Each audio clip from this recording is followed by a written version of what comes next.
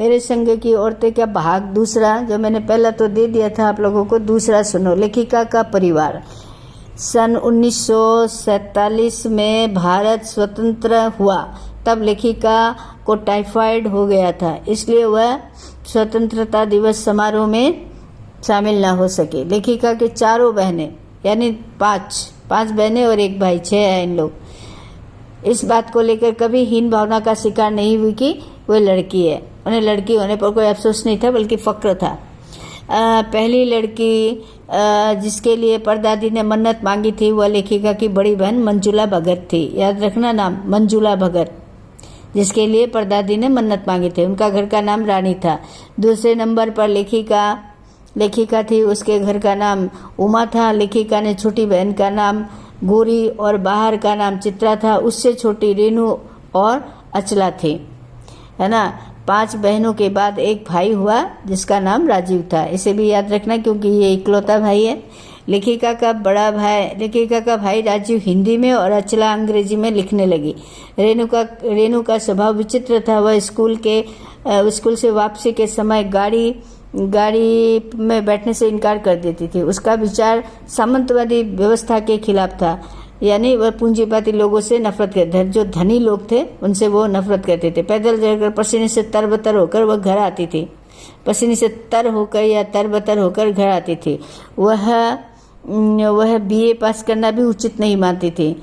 एक बार उसने बचपन में जनरल थिमैया को पत्र लिखकर उनका फोटो मंगवा लिया था। तो इतने बड़े बड़े हौसले रखती थी और इतने बड़े बड़े कारनामे करती थी।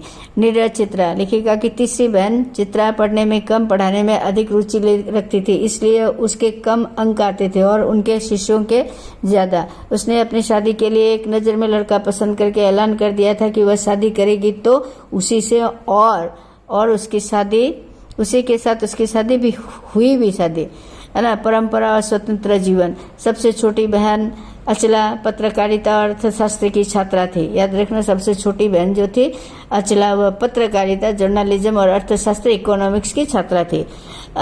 उसने पिता की पसंद से शादी की थी। उसे भी लिखने का रोग लग गया था। सभी ने शादी का निर्वाह भली प्रकार किया। लेखिका शादी के बाद बिहार के एक कस्बे डालमिया नगर में रही। वहां की औरतों के साथ उन्होंने कई नाटक किए। बाद में मैसूर के राज्य के एक कस्बे बागलकोट में रही। लेखिका ने अपने बलबूते पर प्राइमरी स्कूल खोलकर दिखा दिया कि वे अपने प्रयास में कभी असफल नहीं हो सकती।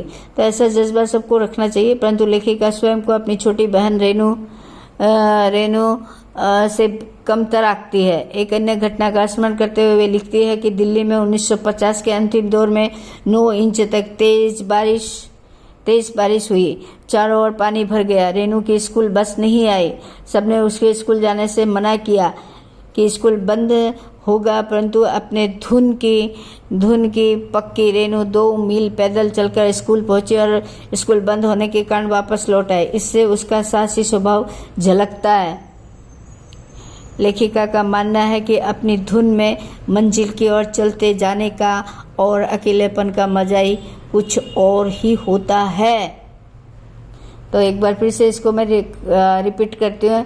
तो वो जो थी, सब छोटी बहन थी रेणु, है ना, रेणु की स्कूल बस नहीं आई। सबने उसे स्कूल जाने से मना किया कि स्कूल बंद होगा, क्योंकि बारिश बहुत तेज थी। 9 इंच की बारिश हो चुकी थी, परंतु अपने धुन की पक्की रेणु 2 मील पैदल चलकर, जो कि बहुत ही मुश्किल काम है, वो भी पानी भरा हुआ था, जैसे हमारे यहाँ थोड़ी सी बारिश में ही पानी हो जाती, स्कूल पहुंची और स्कूल बंद होने के कारण वापस लौट आई। इससे उनका साहसी स्वभाव झलकता है।